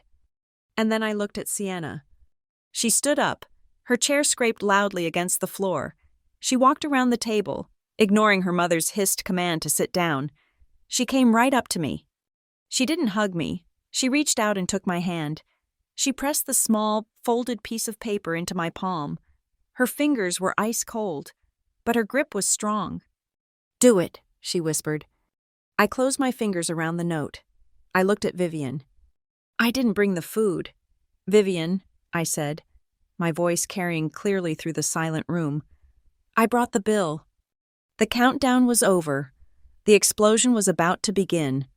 The silence in the dining room at the mansion was not the respectful hush of fine dining. It was the suffocating silence of a bomb that had failed to detonate, leaving everyone staring at the wires. 50 guests sat before empty chargers, swirling warm champagne, their eyes darting between the kitchen door and the head of the table. Vivian could not take it. The humiliation was physical, a rash spreading up her neck. She stood up, her chair scraping violently against the parquet floor. "Richard, call her," she hissed, her voice low but trembling with a rage so potent it seemed to vibrate the crystal glasses. "Call her right now. Get in the car. Drive down to that grease pit and drag her out of there. I do not care if she's plating food. I do not care if the building is on fire. You bring her here." Richard, sweating through his tuxedo shirt, pulled out his phone. He dialed my number for the 20th time. It went straight to voicemail. He dialed the restaurant's landline. It rang and rang, likely ignored by a staff too busy feeding the hungry to answer the phone. She is not answering. "Vivian," Richard whispered, looking at the guests who were pretending not to listen. "Then we are going to get her," Vivian declared. She grabbed her clutch, her knuckles white. And so, the Miles family, Vivian in her silver silk, Richard in his tuxedo, Sienna in her stiff architectural gown, and a silent, observant Logan, piled into the luxury SUV. They left 50 bewildered guests sitting in a foodless mansion and drove toward the docks. They brought their entitlement with them, carrying it like luggage. They thought they were driving to a rescue mission. They thought they were going to retrieve a wayward employee. They had no idea they were driving into a wall. At Dockside Ember, the atmosphere was thick with heat and humanity. The restaurant was packed to the rafters.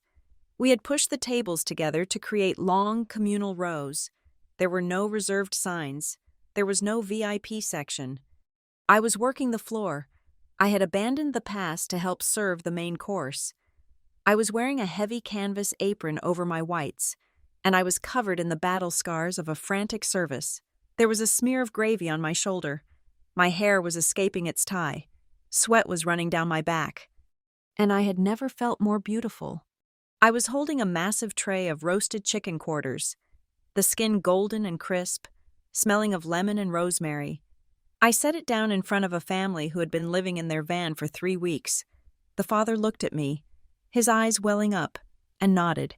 He didn't need to say thank you. The way he cut the meat for his daughter said it all. The air was filled with the clatter of silverware, the hum of conversation, and genuine, unforced laughter. It was the sound of people who had been cold finally getting warm. Then, the front door slammed open. The draft of cold air cut through the warmth of the room. Heads turned. The laughter faltered. Vivian stood in the doorway. She looked like a chandelier that had crashed into a warehouse. Her silver gown caught the rustic lighting, shimmering incongruously against the exposed brick and wood.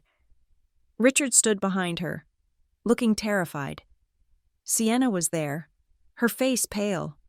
Vivian scanned the room, her eyes filled with revulsion. She looked at the homeless veterans eating mashed potatoes. She looked at the single mothers. She looked at the teenagers with tattoos and holes in their sweaters. She didn't see people. She saw dirt. She saw an obstacle. Then she saw me. She marched into the room, her heels clicking sharply on the concrete floor. She ignored the volunteers who tried to step in her way. She pushed past a man with a cane. She came right up to the table where I was serving. "Paisley!" she screamed. The sound tore through the room, silencing the last of the conversations. I froze, a pitcher of gravy in my hand. I slowly set it down on the table. I wiped my hands on my apron and turned to face her. "What are you doing?" Vivian shrieked, waving her arms around the room. "We have 50 guests sitting at the house. 50! The mayor's wife is there. And you are here? You abandoned your family to cook for these people?" She spat the words, "these people," like it was a slur. The room went deadly quiet. 300 pairs of eyes fixed on the woman in the silver dress. These were people who knew what it felt like to be looked at with disgust. They knew that tone. I stood my ground. I didn't shrink. I didn't apologize. I looked at my stepmother, and for the first time, I didn't see a giant. I saw a small, frantic woman in a dress that was too tight. "I told you," I said, my voice calm and steady, carrying effortlessly in the silence. "I told you to leave it to me. I said I would handle the food, and I did. I left it for the people who actually needed a meal." Vivian's mouth opened and closed. The audacity of my defiance was something she couldn't process. Richard stepped up beside her, trying to salvage the situation with his usual bluster. "Paisley, this is unacceptable. You are making a scene. You are making us look ridiculous. You are coming with us right now. We can salvage the dessert course if we leave immediately. Think of the family name." "You think this makes you look ridiculous?" I asked, gesturing to the room full of families eating a hot meal. I think leaving 50 people starving in a mansion because you were too cheap to pay a real caterer makes you look ridiculous. Richard.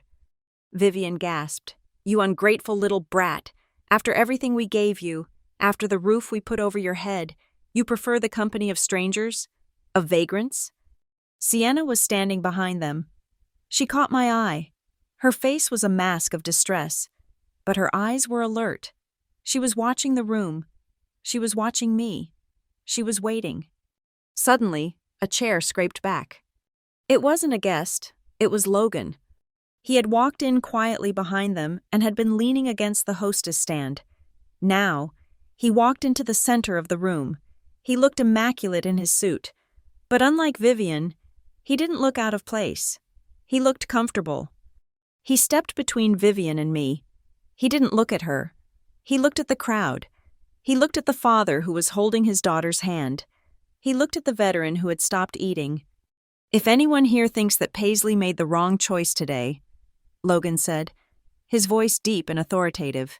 If anyone thinks that feeding this room is less important than a photo opportunity at a mansion, then I suggest you do not understand the meaning of Christmas, and you certainly do not understand the meaning of leadership. He turned and nodded to me. It was a salute. For a second, there was silence. Then, a single person started clapping. It was Rosa from the bar. Then Jalen joined in. Then the volunteers. Then the guests. The applause swelled, filling the room, drowning out the jazz music, drowning out Vivian's indignation. It was a wall of sound, a vote of confidence from the people who mattered. Vivian looked around, her face flushing a deep, ugly red. She was losing. She was being judged by the very people she thought she was better than. Sienna saw her opening. She rushed forward, pushing through the applause. She looked frantic, playing the part of the peacemaker perfectly. She grabbed my arm, her grip tight. Paisley, please, she begged, loud enough for Vivian to hear. Stop this. Just come home. Mom is going to have a heart attack. Please, just come with us. She pulled at my arm, acting like she was trying to drag me toward the door, but as her hand slid down my forearm, I felt it. Paper. A small, folded square of paper pressed against my palm. My fingers curled around it instantly. I pulled my hand back, pretending to shake her off, and slipped the paper into the deep pocket of my apron. Our eyes met for a fraction of a second. In that glance, the transaction was confirmed. I have delivered the weapon, her eyes said. Now fire it. Vivian recovered her voice. She stepped forward, ignoring Logan, ignoring the applause. She pointed a manicured finger in my face. I am giving you one last chance. Paisley, you get in that car. You come back to the house. You go into that kitchen and you produce a 10-course meal out of thin air if you have to. If you do not walk out of this door in 10 seconds, you are done. I will cut you off. You will never step foot in my house again. You will never see a dime of your father's money. You will be dead to this family. It was the ultimate threat, the one she had used to keep me in line since I was 19, the threat of exile. But she didn't know I had the paper in my pocket. I took a step back. I reached into my pocket. I didn't care if she saw. I pulled out the folded square. I opened it with one hand, keeping it shielded from her view. I looked down. It was a single sentence, scrawled in Sienna's hurried handwriting. Below it was a series of numbers. I read the sentence. My heart stopped, then restarted with a kick that felt like a sledgehammer. The world tilted on its axis. The noise of the restaurant faded. The heat of the kitchen vanished. All I saw were those words. It wasn't just information, it was a key. It was the missing piece of a puzzle I hadn't even realized was incomplete. It connected the trust, the house, the charity, and the abuse into a single, devastating picture. I looked up. Vivian was still glaring at me, expecting me to crumble. She expected the tears. She expected the apology. She expected the 19-year-old girl who just wanted a plate of food. But that girl was gone. I folded the paper slowly and put it back in my pocket. I took a deep breath. The smell of roast chicken and wood smoke filled my lungs. I looked at Vivian. My posture changed. My shoulders went back. My chin went up. The defensive hunch I had carried for a decade evaporated. I didn't look angry anymore. I looked certain. You are right. Vivian, I said. My voice was soft, but it was the most dangerous sound in the room. We should go back to the house. I have something I need to serve the guests, and it is definitely going to be a meal they will remember. I untied my apron and let it drop to the floor. Let's go, I said. I am ready to take my place at the table. I did not get into the car. I did not walk toward the parking lot. Instead, I stopped right outside the heavy wooden doors of Dockside Ember on the cracked concrete sidewalk. The contrast was sharp enough to cut. Behind me, the restaurant glowed with amber light, filled with the low, warm roar of 300 people eating, talking, and being safe. In front of me, the winter wind whipped off the harbor, smelling of brine and ice. It was a hard line between two worlds, the world I had built and the world that had tried to erase me. Vivian stopped a few feet away, her heels clicking impatiently on the pavement. She wrapped her fur coat tighter around herself, shivering not just from the cold, but from the sheer indignity of standing on a public street. Get in the car. Paisley, she snapped, gesturing toward the idling SUV where a confused driver waited. We are wasting time. Every minute we stand here is another minute the guests are staring at empty plates. Richard stood beside her, looking nervous. His eyes kept darting back to the restaurant windows, where faces were beginning to press against the glass. He knew what it looked like, a family brawl on a street corner. I am not getting in the car, I said. My voice was not loud, but it cut through the wind, and I am not cooking for your party. Vivian spun around, her face contorted. What did you say? I reached into the deep pocket of my chef's pants. I did not pull out a menu. I did not pull out a grocery list. I pulled out a thick cream-colored envelope. It was heavy. I said I'm not cooking, I repeated, but I did tell you I had something to serve you. I held the envelope out to Richard. He looked at it like it was a bomb. In a way, it was. Take it, I said. This is what I have been preparing. This is the course I left for you. Richard took the envelope. His hands were shaking. He tore open the seal. Vivian leaned in, her impatience warring with a sudden, creeping dread. She saw the letterhead on the documents inside. It was not a recipe. It was the letterhead of Henderson and Associates, the most feared estate law firm in the state. What is this? Vivian whispered. I took a step back. Crossing my arms over my chest, I felt the cold wind on my arms, but I didn't feel it. I was burning with a cold, clean fire. That is a copy of the grandmother's trust, I said. The trust that paid for the renovation of your kitchen last year. The trust that pays the mortgage on the Crestview house. The trust that funds the Vivian Miles Foundation. Vivian scoffed. A short, ugly sound. We know about the trust. Paisley, your father manages it. This is old news. Read page 12. Richard, I said, read the covenant of care. Richard flipped the pages, his fingers fumbling. He found the clause. I watched his eyes scan the text. I watched the blood drain out of his face until he looked like a corpse standing in a tuxedo. Read it out loud, I commanded. Richard swallowed hard. His voice was thin and trembling. Usage of the primary assets, including the residential estate and the charitable disbursements, is contingent upon the guardian and his spouse maintaining a supportive, inclusive, and non-detrimental environment for the primary beneficiary. He stopped. He looked up at me. Keep reading, I said. If the primary beneficiary is found to be subject to systematic social exclusion, reputational damage, or financial marginalization by the guardian or the guardian's spouse, the trustees are empowered to immediately freeze all discretionary disbursements and initiate a review of the residential occupancy rights. The silence on the sidewalk was deafening. Vivian stared at the paper. She shook her head. A tight, jerky motion. That is ridiculous. That is legalese. It means nothing. We feed you. We housed you. You uninvited me from Christmas. Vivian, I said, you told me, in writing, via text message, that I would ruin the family picture. You told me I was not welcome at the table because I did not fit your aesthetic. I pointed to the phone in her hand. I have the texts. I have the voicemails. I have the witness statements from the catering company you tried to hire because you did not want me there until you got desperate. That is systematic social exclusion. And according to the document you are holding, that means you are in breach of contract. Vivian laughed, but it sounded like glass breaking.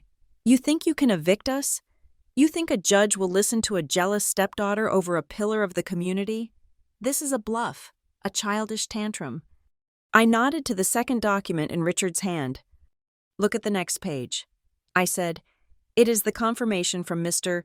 Henderson. The motion was filed this morning. The assets are already frozen. The foundation account is locked pending an audit. Vivian snatched the paper from Richard. She stared at the red stamp at the bottom. Filed, frozen. The words were not abstract threats. They were administrative realities. Her mouth opened, but no sound came out. Richard looked at me, and for the first time, I saw genuine fear in his eyes. He wasn't afraid of losing me. He wasn't afraid of hurting my feelings. He was afraid of the math. He realized, in that second, that his silence over the last 10 years had not just been morally bankrupt, it had been financially suicidal.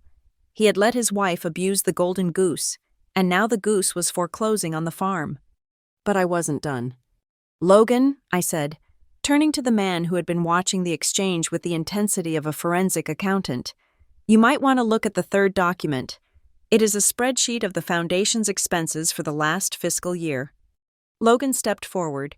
He took the paper from Richard's limp hand. He scanned the columns of numbers. His brow furrowed. I watched him stop at a line item. The Azure Project, Logan read aloud. $25,000.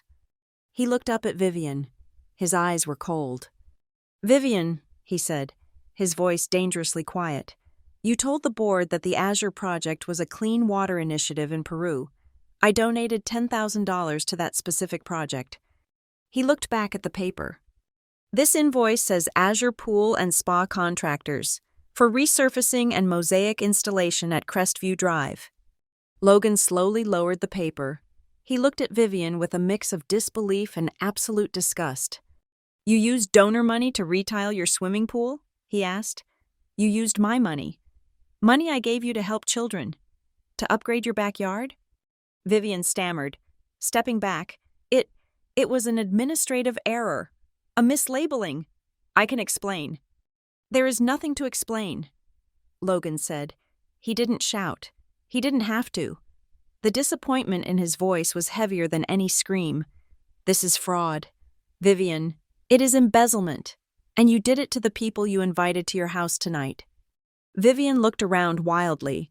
She was trapped. The legal threat on one side, the financial exposure on the other. She turned her eyes to Sienna, looking for an ally, looking for the one person she had groomed to always be on her side. Sienna, she pleaded, tell them this is a mistake. Tell them how much I do for this family. I turned to my sister. Sienna was standing a few feet away, shivering in her thin dress. Her face was wet with tears, but she wasn't sobbing. She was standing straight. I looked at her. This was the moment. The evidence was damning, but the emotional dagger had to come from her. Sienna, I said gently, are you sure? Vivian looked between us. Sure about what? I ignored Vivian. I kept my eyes on Sienna. Once you do this, I said, you can't go back. You won't be the perfect daughter anymore. You won't live in the bubble. Sienna wiped her face with the back of her hand. She looked at the mansion in her mind. The parties, the clothes, the crushing weight of being a prop in her mother's play. Then she looked at the restaurant behind me, at the warmth, at the reality. I would rather live in a studio apartment and eat ramen, Sienna said, her voice shaking but clear, than eat one more meal paid for by lies. I am done. Mom, I am not a prop. She reached into her purse. I thought she was going to pull out a tissue. Instead, she pulled out a phone. She unlocked it and held it up. I have the emails too, Sienna said. I was CC'd on the invoicing for the pool. I saw the transfer requests. I saw the notes where you told the accountant to bury it under administrative overhead. Vivian gasped. You? You little traitor? I gave you everything. I made you who you are. No, Sienna said. You made me a version of you, and I hate it. I reached into my pocket again. I pulled out the folded square of paper Sienna had slipped to me in the restaurant, the physical evidence of her defection. I opened it. Vivian, I said, you want to know what your daughter gave me inside? I held the paper up. The wind caught the edge of it. I read the words Sienna had written in the car. The words that had given me the final permission to pull the trigger. You are the primary beneficiary. Mom uses Grandma's money to keep the house. She thinks you do not know. If you destroy the lie, I will stand as your witness. I do not want to eat another bite of food that belongs to you. I lowered the paper. Paisley, listen to me. Richard started, stepping forward, his hands raised in surrender. We can fix this. We can go to mediation. You don't want to drag the family name through the mud. Think about the scandal. The scandal? I laughed. It was a dry, humorless sound. Dad, the scandal isn't that I am suing you. The scandal is that you let your wife steal from your dead wife's daughter to impress strangers. Vivian let out a scream. It was a raw, primal sound of rage. You ungrateful, jealous, spiteful little witch! I raised you. I let you live in my house. And this is how you repay me? By stabbing me in the back on Christmas? She lunged toward me, her hands clawed. Logan stepped in front of me instantly, blocking her path. He didn't touch her. He just stood there, a solid wall of corporate power. Vivian stopped, panting, her makeup beginning to run. I stepped out from behind Logan. I looked her in the eye. I am not stabbing you in the back. Vivian, I said, and I am not stealing anything from you. That table you love so much, the one inside the mansion, it was bought with my mother's money. The food you wanted me to cook, it would have been paid for with my trust. I took a breath. I am not robbing you.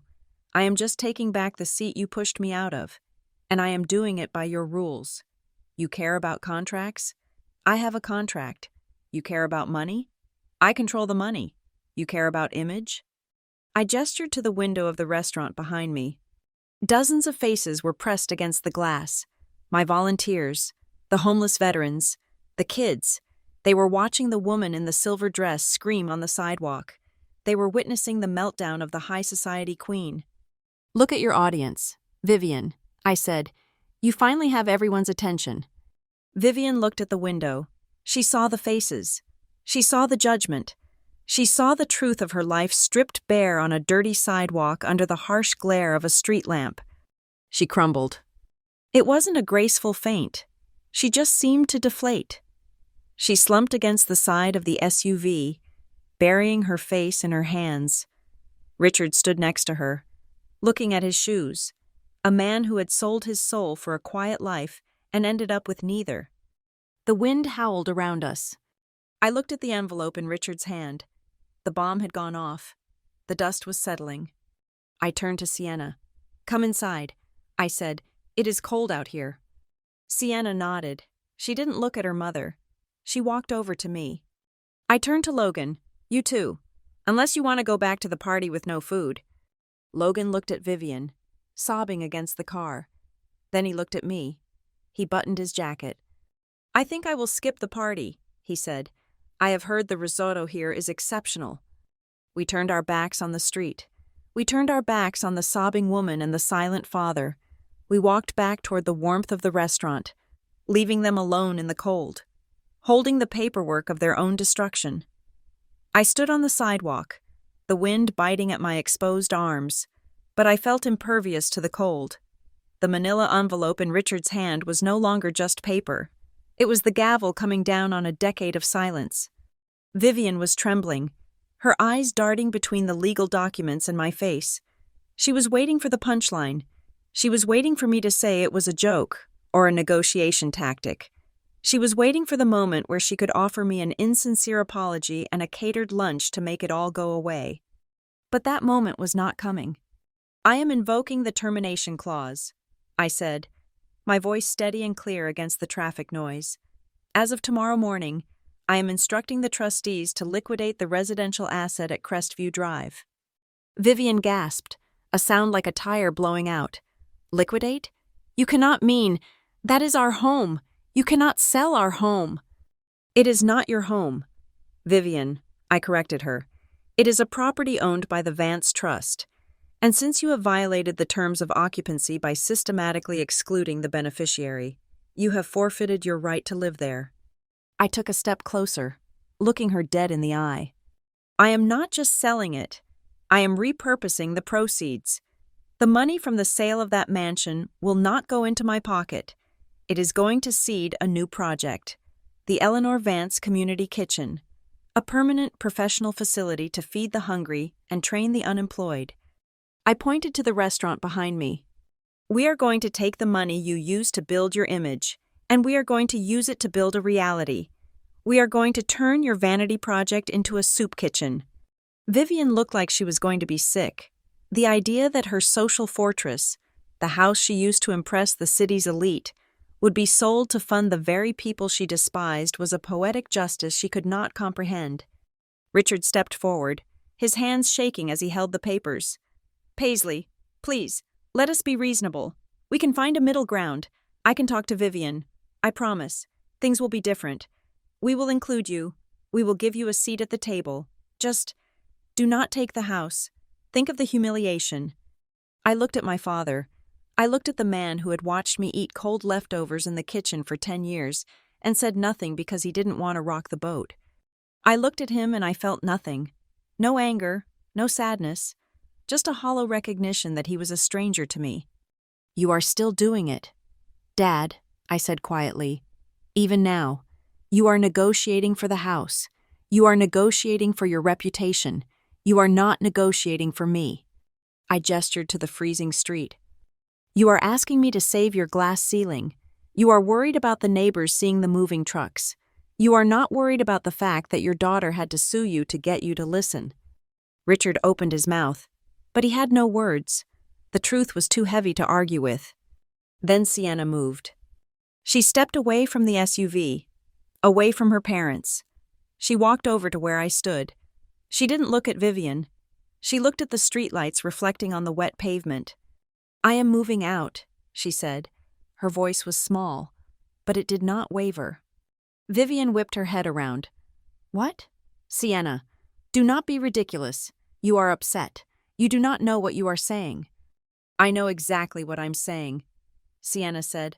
I am done, Mom. I am done being your doll. I am done being your accomplice. She looked down at her expensive dress, the structural white silk that made it hard to breathe. I am going to find a studio apartment. I am going to get a job that does not involve posting photos of things I did not pay for. I am going to pay my own rent, and I am never, ever going to eat a meal paid for by a charity fraud again. Vivian reached out to grab Sienna's arm, her nails sharp. You ungrateful little. You cannot survive without me. You have no skills. You are nothing without the name. Sienna pulled her arm away. Then I will be nothing, she said. But at least I will be real. The silence that followed was broken by Logan. He had been standing quietly, observing the disintegration of the family he was about to marry into. He looked at the spreadsheet he was still holding, the proof of the embezzlement. Then he looked at Sienna. He looked at her with sadness, but also with the immense amount of respect. He reached into his pocket and pulled out a small velvet box. He didn't open it. He just held it in his hand. Sienna, he said gently. Sienna turned to him. She knew what was coming. She nodded, tears finally spilling over her cheeks. I know, she whispered. Logan looked at Vivian, his expression hardening into stone. I cannot attach my name to this family, he said. I build my business on trust. I cannot have my reputation tied to fraud and social climbing. It is a liability I cannot accept. He turned back to Sienna. You are doing the brave thing. Sienna, he said, I respect you more right now than I ever have. But this, the engagement, it is over. He handed the box to her. It was the ring. Sienna took it. Her hand trembled, but she closed her fingers around it. She didn't argue. She didn't beg. She knew that this was the cost of the truth. Vivian let out a wail. It was a high, thin sound of absolute despair. She had lost the party. She had lost the house. And now, she had lost the wealthy son-in-law. The trifecta of her social existence had been obliterated in under 10 minutes on a sidewalk. She looked around wildly, her eyes wide and manic. She looked at the restaurant, where the guests inside were watching the drama unfold. She looked at me. "You did this!" she screamed at me, her voice cracking. "You ruined everything. You are just a spiteful, jealous cook. You did this to hurt me. You want to see me suffer." I looked at her. She was shivering in her fur coat, her makeup running, standing in the wreckage of her own making. I shook my head slowly. "No, Vivian," I said. My voice was calm. It was the calm of a storm that has finally passed. "I did not do this to see you crumble. I do not care if you crumble." I took a deep breath of the cold night air. I just refuse to be the one on the floor anymore. I refuse to be the one who gets knocked down every time I ask for a seat. I am not destroying your table. Vivian, I am just building my own. Inside the restaurant, someone started clapping again. I could see them through the glass. It wasn't polite applause. It was the raucous, cheering applause of people who had just watched a giant fall. They were banging on the tables. They were cheering for the girl in the apron. Richard took a step back. He looked at Vivian, broken and screaming. He looked at Sienna, standing tall without her ring. He looked at me, standing guard over my restaurant. He realized, perhaps for the first time, that he had let a tyrant rule his house, and in doing so, he had lost his children. "Paisley," he stammered, I can fix this. We can start over." I looked at him. "If you want to start over, Dad," I said, "do it for your conscience. Do not do it for me, and do not do it for the house. Save your soul, if there is any left. But do not expect me to be there to cook dinner for you while you figure it out." I turned my back on him. I looked at Sienna. She was holding the ring box tight, wiping her tears. She looked stripped down, raw, but lighter. "Come inside," I said to her. "It is warm, and there is plenty of food." Sienna nodded. She walked toward me. She crossed the line. She stepped from the cold sidewalk of her mother's world into the warm light of mine. "This Christmas," she said, her voice choking up, "I want to eat somewhere where people say thank you and mean it.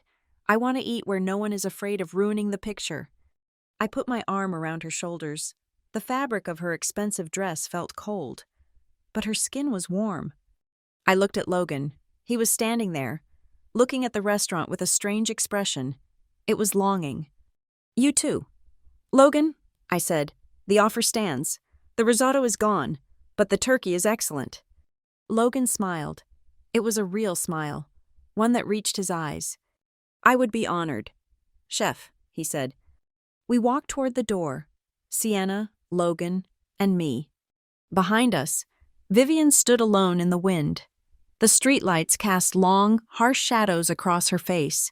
She had no audience left, no camera crews, no admirers, just a stack of legal papers fluttering in her hand, and the cold realization that the image she had worshipped had finally eaten her alive. We walked into Dockside Ember. The noise hit us instantly. The smell of sage and roasted meat wrapped around us like a blanket. The warmth was physical. "Chef!" Jalen called out from the pass. "We are running low on gravy." "I am on it," I shouted back. I didn't feel like an heiress. I didn't feel like a victim. I felt like a chef. I led Sienna and Logan to a table near the back. It was crowded. They squeezed in next to a group of elderly ladies who were arguing good-naturedly about the bingo game. Sienna sat down. She looked at the butcher paper on the table. She looked at the crayons. She picked one up. She wrote her name. Just Sienna. No last name. No handle. Logan sat next to her. He took off his expensive suit jacket and hung it on the back of the chair. He rolled up his sleeves. He looked at the plate of turkey a volunteer set down in front of him like it was a Michelin star meal. I stood there for a moment, watching them, Watching my sister eat a bread roll with a hunger that had nothing to do with food. Watching the man who had walked away from a fortune to keep his integrity. I untied my apron, but I didn't take it off. I tightened the strings. I walked back into the kitchen. I picked up a knife. I looked around the room. The steam rising from the pots. The shout of orders. The laughter. This was it. I remembered the note Sienna had slipped into my hand. The piece of paper that had started the avalanche.